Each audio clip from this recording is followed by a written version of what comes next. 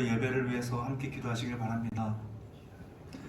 계속해서 코로나 확진자들이 너무나 많이 늘어나는 상황입니다.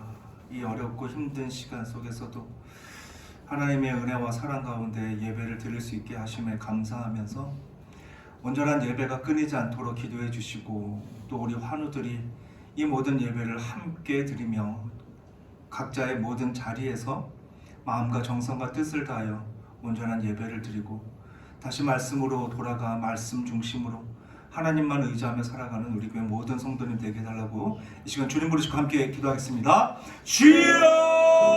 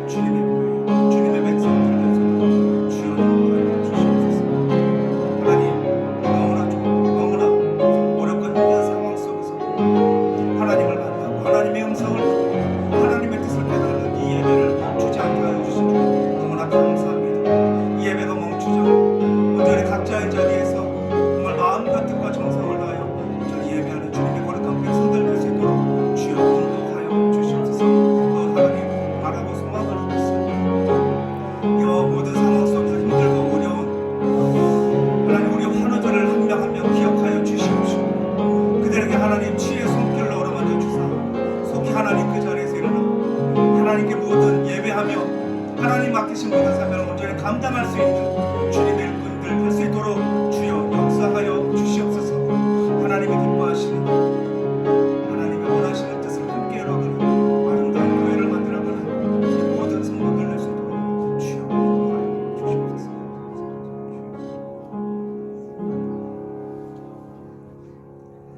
사랑해 주님 감사합니다. 모든 것이 주님의 은혜임을 다시 한번 고백합니다. 그 크신 은혜에 저희들 삶 가운데 주어진 모든 시간을 나를 위하고 내 가족을 위한 시간이 아닌 하나님을 위한 시간이고 하나님이 기뻐하시는 가정을 이루는 시간으로 돌려드리는 주님의 거룩한 백성들 될 수 있도록 주여 인도하여 주시고 역사하여 주시옵소서. 바라고 소망하는 것은 우리 환우들, 하나님 주님께서 어루만져 주시지 않는다면, 주님께서 그들을 찾아주시지 않는다면 하나님 계속해서 힘들고 어려운 시기를 지낼 수밖에 없음을 주님 아십니다. 그들을 찾아가 주시고 그들을 이렇게 세워주시고 다시금 하나님 함께 하나님 맡기신 그 모든 사명을 감당하며 온전한 예배로 하나님께 모든 영광을 돌리는 우리 환우들 될 수 있도록 주여 인도하여 주시옵시고, 우리 성도님들 한 명 한 명 각자가 주님 앞에 아래는 여러 가지 기도 제목 주님 아십니다. 그 모든 제목에 응답의 역사를 허락하여 주셔서 주님께서 우리와 늘 함께 하신다는 것을 알기에 늘 주님을 찬양하며 주님의 말씀으로 늘 돌아가 살아가는 주님의 백성들 될 수 있도록 주여 인도하여 주시옵소서. 이 시간 하나님의 말씀을 함께 나누고자 합니다. 사람의 말이 아닌 하나님의 진리를 함께 누리며 나누게 하여 주시옵시고, 성령 하나님께서 들을 길을 허락하여 주시고 전하는 말을 허락하여 주셔서 온전히 하나님의 진리를 함께 높이며 하나님께 모든 영광을 돌리기에 힘써 노력하는 은혜의 시간 될 수 있도록 주여 역사하여 주시옵소서. 감사함이 모든 말씀 살아 역사하시는 우리 구주 예수 그리스도의 이름으로 간절히 기도드립니다. 아멘. 오늘 우리가 함께 나눈 말씀은 고린도전서 7장 10절과 11절 말씀입니다.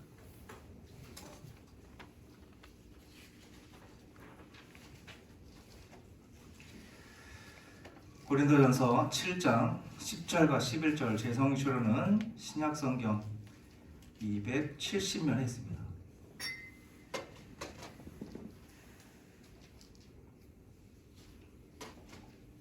함께 10절 11절 함께 읽겠습니다. 시작. 결혼한 자들에게 내가 명하노니 명하는 자는 내가 아니요 주시라. 여자는 남편에게서 갈라서지 말고 만일 갈라섰으면 그대로 지내든지 다시 그 남편과 화합하든지 하라.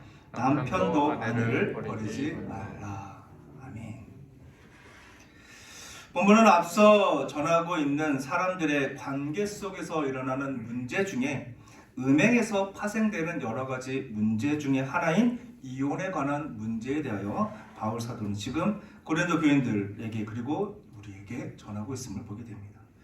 근데 이와 같은 문제가 유대인들의 문제를 다루기보다는 새롭게 주님을 믿게 된 성도들, 즉 헬라인 그리스도 개종자들을 중심으로 결혼에 대한 문제를 다루고 있음을 알게 됩니다. 왜냐하면 이 유대인들의 관습에 의하면 여자들에게는 이혼을 할 권리가 없었고 남자들은 언제나 자신이 원하는 때 그 아내를 버릴 수 있는 권리가 있었기 때문입니다. 또한 개종자들은 그들이 살아가는 그 시대의 문화에 큰 영향력을 주었던 그리스 정신으로 무장되어 살아갔기 때문에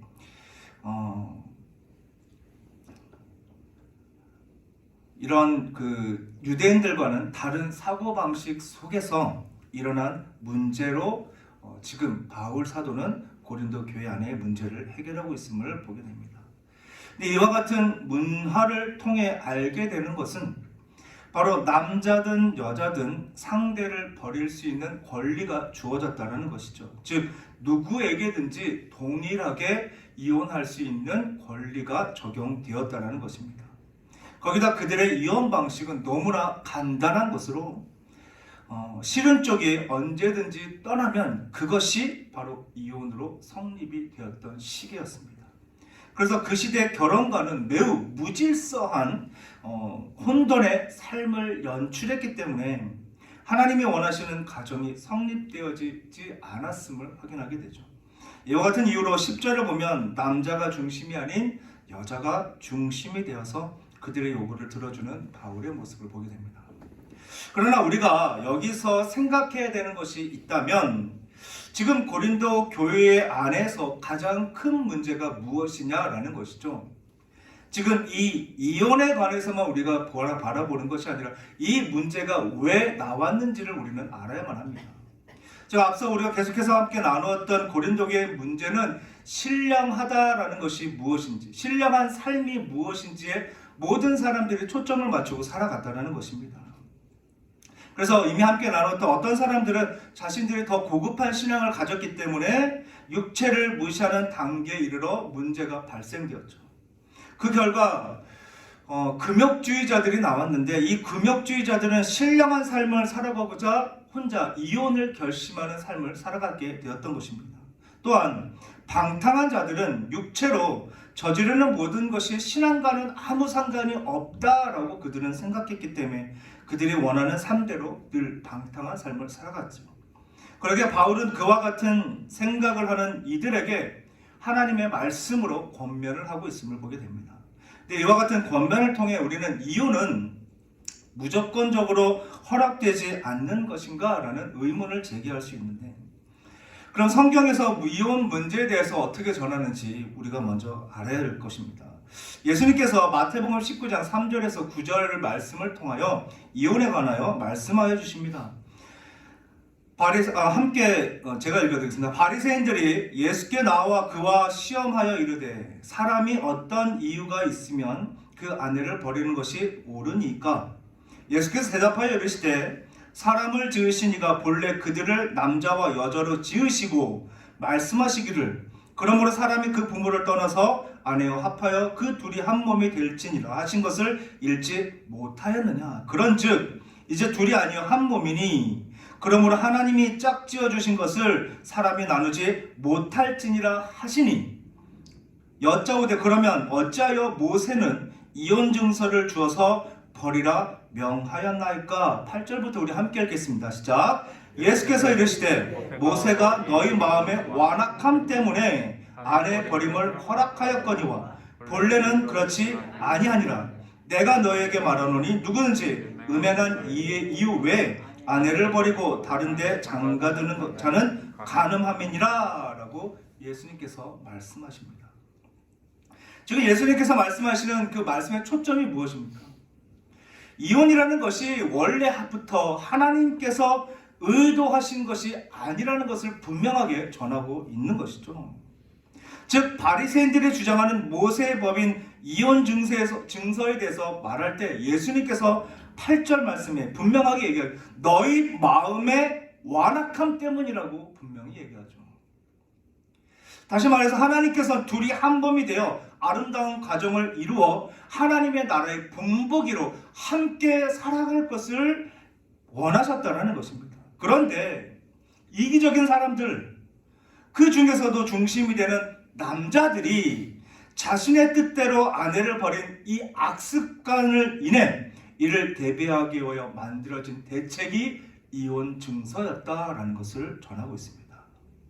그래서 이혼 증서는 남편 쪽에서 아무 이유 없이 아내를 버렸기에 그 아내를 내어 쫓기 위해선 무조건적으로 이혼 증서를 발급받아야만 하는 법으로 만들어진 것이죠. 그래서 이와 같은 이혼 증서는 혼자서 작성할 수 있는 것이 아니라 그 시대 속에서도 영향력 있는 사람들의 도움과 그리고 인정을 받은 증서로 그의 합당한 이유가 허락되어질 때에 이혼을 할 수 있게 된 것입니다. 다시 말해서 그들이 주장하는 이 이혼 증서는 아무 이유 없이 버림을 받아야만 했던 여인들을 보호하기 위해 만들어진 하나님의 은혜요 사랑이라는 것을 또한 알게 됩니다. 이에 대한 뜻을 분명하게 알았던 바울이기에 11절에 이혼이라는 갈라지는 상황이 있다 할지라도 그것을 자신의 욕심이 만든 기회로 삼지 말고 한 몸이요 하나로서 하나님의 질서를 이루는 아름다운 가정을 존속하기 위해 힘써 노력하라라고 전하고 있는 것입니다.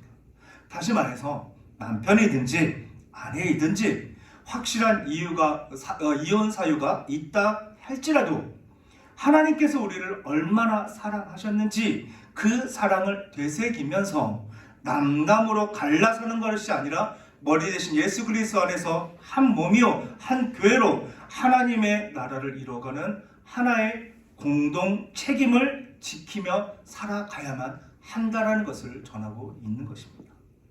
그러게 바울은 이혼이라는 것이 하나의 해결책이 아니라는 것을 거듭 강조하며 전하고 있죠. 왜일까요? 지금 바울이 전하고 싶은 핵심은 무엇일까요? 하나의 단적인 예를 들어보면 요즘 우리 사람들도 부부관계에 있어서 서로가 서로에게 잘못을 저질렀을 때 걷잡을 수 없는 파국에 이르게 되면 단연 이혼에 대해서 쉽게 생각하는 요즘 문화를 보게 됩니다. 또한 서로에게 흠잡을 일들이 생기면 그 흠을 덮기보다 더 깎아내리고 그 무엇으로도 덮을 수 없게 될 때까지 만들어서 다시금 이혼을 생각하게 되죠. 더 나아가 서로에게 고통을 주는 경우가 생기면 하나님께 호소를 하게 됩니다. 왜 이런 사람을 만나게 해서 나로 하여금 이러한 고통을 당하게 하십니까? 라고 한탄하면서 하나님, 저는 더 이상 이 힘들고 어려운 일들을 견딜 수가 없으니 이혼하겠습니다 라고 기도하게 되죠. 그러나 이 모든 상황에서 우리가 알아야 하는 것이 있다면 모든 문제의 원인이 하나님도 아니고 남도 아니고 바로 우리 자신이라는 것입니다. 여기서 우리가 생각해야 하는 것은 바로 에덴 동산의 타락입니다. 타락의 시작은 가장 완벽한 환경에서 가장 완전한 삶을 살고 있었음에도 불구하고 일어났다는 것이죠. 이 에덴 동산의 타락, 아담이 너무 힘들고 어려운 상황 가운데 정말 백가죽이 등가죽에 붙일 정도로 아무것도 굶주려서 정말 쓰러지기 일보 직전에 뱀이 사과를 건네며 이거를 먹으면 네가 배부를 것이다 라고 해서 그 유혹에 넘어간 것이 아님을 너무 잘 알고 있습니다. 부족함이 없고 완벽한 삶, 완전한 삶 속에 살아갔던 아담의 삶에서 일어난 사건이 바로 타락의 사건입니다. 그래서 모든 죄의 시작은 환경과 조건의 문제가 아니라 언제나 우리 내부 안에 잠겨있는 악한 본성으로 시작된다는 것이죠. 그러게 우리는 언제나 이와 같은 악한 본성에 무너지지 않기 위해서 늘 애쓰며 힘쓰고 살아가야만 하는 것입니다. 그리고 이와 같은 이유 때문에 우리는 하나님께 매달릴 수밖에 없는 것이고 그 하나님의 말씀을 의지하며 살아갈 수밖에 없는 것입니다. 더 나아가 우리는 하나님을 경외하며 우리의 연약함과 나약함을 늘 되돌아보고 언제나 죄의 길에서 벗어나 주님이 걸으신 그 십자가의 길을 걷기 위해 안간힘을 쓰며 살아야만 하는 것이죠. 정말 우리가 이 안간힘을 그 십자가의 길을 가기 위해서 안간힘을 쓸 때에 우리는 남남이 되기보다는 더 하나가 되기 위해서 하나님의 사랑을 누리기 위해서 애쓰며 힘쓰며 살아가게 될 것입니다. 그럼에도 우리의 입술을 통해 하나님 도대체 왜 내가 원하지도 않았는데 배필자라고 이와 같은 사람을 붙여주셨습니까? 그리고 나를 왜 이렇게 힘들고 어려운 유혹에 빠뜨리십니까? 라고 어이없는 한탄을 하신다면 그것은 책임 회피에 불과하다는 사실을 기억하시기 바랍니다. 우리가 항상 잊고 살아가는 것 중에 하나가 바로 하나님의 속성입니다. 하나님께서 완전하신 분으로서 무궁하시고 무한하시고 불변하신 분이시죠. 다시 말해서 우리의 모든 삶 가운데 하나님의 섭리와 계획하심 없이는 그 무엇도 이루어질 수 없음을 우리는 늘 잊지 않고 기억하며 살아가야만 한다는 것입니다. 우리의 삶 가운데 일어나는 그 모든 일 가운데 하나님께서 개입하시지 않는 일이 하나도 없다는 것을 우리는 잠깐이라도 놓쳐서는 안 된다는 것이죠. 그럼에도 우리는 언제나 인간 중심적으로 더 나아가 자기 중심적인 삶을 고집하면서 나를 돌아보지 않고 남을 배려하지 않고 수백, 수천, 수만 가지 핑계를 들이대면서 자신이 저지른 책임을 회피하며 살아가죠. 지금 우리 성도님들은 어떠십니까? 오늘 하루 아니 지금 이 순간에도 어떠한 책임을 회피하며 살아가고 계십니까? 우리의 인생은 결혼을 했든지 하지 않았든지 언제나 큰 차이가 없이 어렵고 힘든 시기를 살아갈 수밖에 없습니다. 지금 코로나19이기 때문에 우리가 힘들까요? 코로나라는 이 팬데믹 상황이 없다 할지라도 우리는 늘 고난과 고통 가운데 살아갑니다. 그 경중이 좀 다를 뿐이죠. 왜 이와 같은 어렵고 힘든 삶을 살아가느냐? 우리는 게으르고 미련하고 썩어 없어지는 죄악 가운데 가득한 존재이기 때문입니다. 우리는 이와 같은 사실을 잊어버리며 살아가죠. 나는 정말 특별하고 존귀한 사람이라고만 생각을 합니다. 나의 연약한 부분, 부족한 부분을 보지 않고 나의 좋은 점만을 보면서 살아가려고 하죠. 네, 그 부분도 좋죠. 그러나 우리가 나약하고 부족하고 연약하다는 것을 알아야 우리는 교만한 삶이 아닌 겸손한 삶으로 하나님을 의지하고 하나님을 바라보게 된다는 것입니다. 근데 우리는 늘상 지금 나를 막고 있는 수많은 벽들 때문에 나는 이렇게 평탄하지 못하고 평안하지 못한 삶을 살아간다고 늘 한탄하며 주님 앞에 호소합니다. 그러나 만약 더 좋은 좋은 상황이 우리 앞에 놓여진다면 정말 우리는 하나님만을 찬양하며 하나님께 감사하는 삶을 살아갈까요?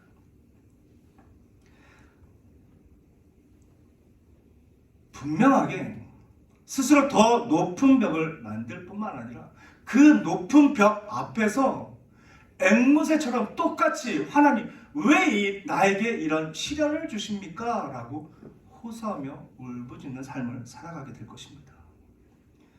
그러면 더 큰 문제가 있다면 우리의 입술을 통해 하나님을 향한 감사와 찬양이 사라지고 있다는 것이죠. 그러다 보니 남들에 대한 배려와 감사 그리고 헌신과 칭찬이 존재하지 않고 판단과 비판 속에서 얼룩져 남들이 어떻게 되든 상관없이 자신의 뜻만을 이루며 살아가는 이기적인 삶을 고수하게 됩니다. 우리의 주위를 둘러보시기 바랍니다. 지금 내 바로 옆에 앉아있는, 내 앞뒤에 앉아있는 성도님들에게 사랑한다, 고맙다, 미안하다, 오늘 정말 너무 아름답다, 멋있다 라는 칭찬 한마디를 전해보셨습니까? 정말 하나님의 사랑의 메시지를 전하셨습니까? 아니면 지금 이 자리에 오기 전에 우리 가족에게, 사랑하는 아내, 사랑하는 남편에게, 사랑하는 손주에게, 사랑하는 자녀들에게 고맙다, 사랑한다, 오늘 너무 이쁘다, 잘생겼다 이 한마디를 전해보셨습니까? 혹시나 올 한 해 이러한 칭찬이 손에 꼽히지는 않으십니까? 나를 먼저 변화시키는 주님의 백성 되시길 간절히 축복합니다. 하나님이 얼마나 우리를 사랑하시는지 그 사랑을 깨닫는다면 그 사랑을 내 가족에게 그리고 주님의 이름으로 하나 된 이 가족 안에서 입이 마르고 닳도록 전할 수밖에 없을 것입니다. 다시 본문을 보면 분명 성경은 이혼하지 말라라고 권하지만 이혼을 금하지는 않고 있음을 보게 됩니다. 즉 바울은 이혼을 인정하고 있음을 본문을 통해 전하고 있죠. 그러나 강조점이 어디에 있는지 우리는 알아야만 합니다. 바로 주의 명령으로 갈라지지 말라라고 강조를 하고 있습니다. 다시 말해 성경은 일단 이혼을 금하는 것으로 이혼을 하지 말라고 적극적으로 권유를 하지만 그리고 하나님의 사랑으로 내 이웃과 내 몸과 같이 사랑하면 이혼을 하지 않게 될 것이다 라고까지 전하고 있습니다. 그럼에도 만약 이혼을 하게 된다면 혼자 살든지 아니면 다시 합하라고 권하고 있는데 이는 부부관계에서 문제 해결 방법 중 하나가 이혼이라는 방법을 아예 생각하지 말라라는 의도로 전하고 있는 것이죠. 이것이 바울이 전하는 첫 번째 가르침입니다.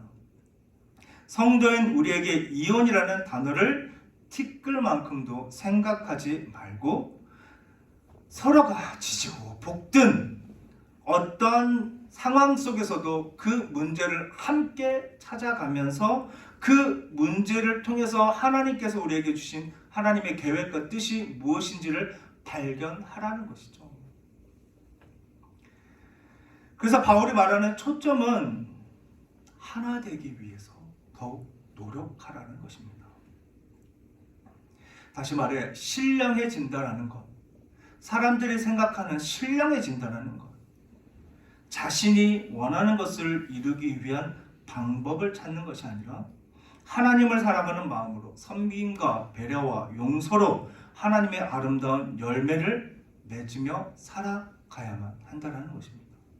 이것이 성도에게 나타나야 하는 기독교의 신령한 증거이며 열매임을 고린도 교인들 그리고 지금 우리들에게 전하고 있음을 기억하시기 바랍니다. 자, 이제 말씀을 맺으러 갑니다. 지금 우리 성도님들은 어떠한 방법으로 나의 유익과 나의 뜻을 이루고 계십니까? 다르게 질문을 한다면 지금 우리 성도님들은 하나님의 신령한 백성으로 어떠한 방법을 택하여 그 증거를 나타내며 어떠한 열매를 맺고 계십니까?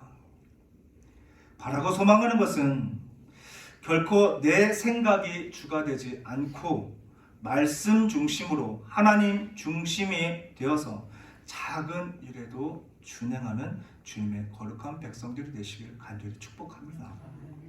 하나님께서 우리에게 원하시는 것은 우리의 삶 속에서 하나님의 나라를 만들고 그 나라를 맛보고 이미 약속된 그 하나님의 나라를 바라보면서 소망하면서 살아가길 원하고 계신다는 것입니다. 그러게 우리의 삶 속에 그와 같은 하나님의 나라가 만들어져 가야만 하는 것입니다. 아직도 우리 성도님들 내 삶에 벽이 느껴지십니까? 한번 옆뒤 사람들을 보면서 이렇게 한번 얘기해 보시죠. 너를 보면 벽이 느껴져. 네, 완벽. 너를 보면 완벽이 느껴진다고. 한번 칭찬과 그 사랑의 메시지, 감사의 메시지가 우리의 입술에서 끊이지 않는 주님의 백성들 되시길 간절히 소망합니다. 그러므로 나를 버리고 내 생각을 버리고 내 뜻을 내려놓고 오직 주님이 원하시는 뜻 안에서 참된 주님의 사랑으로 섬김과 배려와 칭찬으로 가득한 아름다운 주님의 나라를 이루시는 주님의 거룩한 백성들 되시길 간절히 축복합니다. 기도하시겠습니다. 사랑해 주님 감사합니다. 주님의 크신 은혜 가운데 또 하나님 말씀을 통해 우리가 이루어야 하는 하나님의 나라를 이룰 수 있도록 허락하신 주님 너무나 감사합니다. 둘로 셋으로 나누고 나의 유익과 나의 뜻을 이루며 살아가는 것이 아니라 오직 주님의 말씀으로 주님이 원하시는 주님의 나라를 함께 이루어가는 공동 책임이 있음을 알게 하신 하나님, 그 책임을 완수하기 위하여 서로가 하나 되고 머리 대신 예수 그리스도 안에서 하나 되어 더 하나님께 모든 영광을 돌리는 아름다운 나라를 이룰 수 있도록 주여 우리들을 사용하여 주시옵소서. 또 우리의 입술을 통하여 날마다 감사와 찬양과 경배 그리고 하나님의 사랑이 모든 사람들에게 전달될 수 있도록 우리의 입술을 주관하여 주시옵소서. 감사함의 이 모든 말씀 살아 역사하시는 우리 구주 예수 그리스도 이름으로 간절히 기도드립니다. 아멘. 찬송가 찬양 드리겠습니다. 찬송가 458장 찬양 드리겠습니다.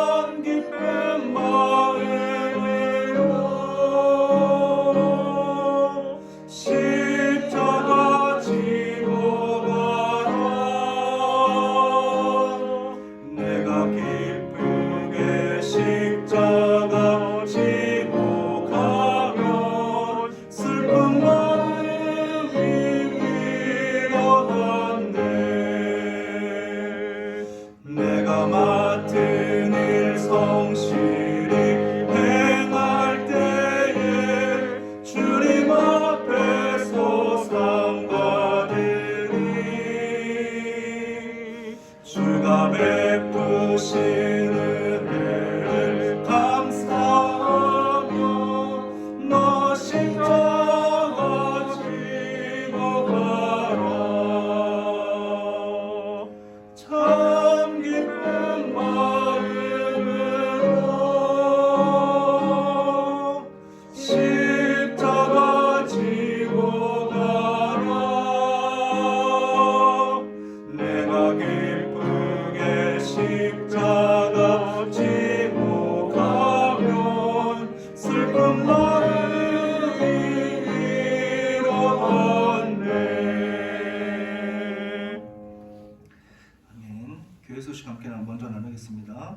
교회 소식 우리 공예배 1월 공예배 일정 주보를 참고해 주시고 전성도 말씀 통독 필사 및 암송 주제 다시 말씀으로 일시 2022년 1월 9일부터 12월 25일 주일까지입니다.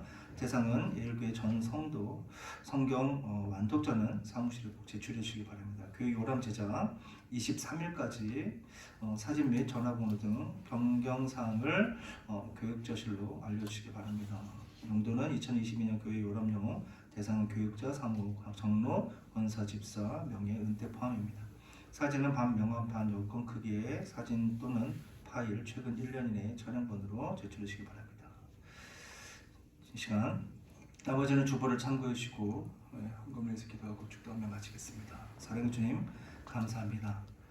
주님의 크신 은혜 가운데 구별하여 하나님의 은혜 하나님께 온전히 다시금 돌려드립니다. 이 모든 하나님의 은혜를 더 많은 것으로 드릴 수 있도록 늘 풍성한 은혜를 허락하시는 하나님을 생각하며 하나님께 모든 하나님께 더 간절히 나아가는 우리의 심령을 붙잡아 주시옵소서.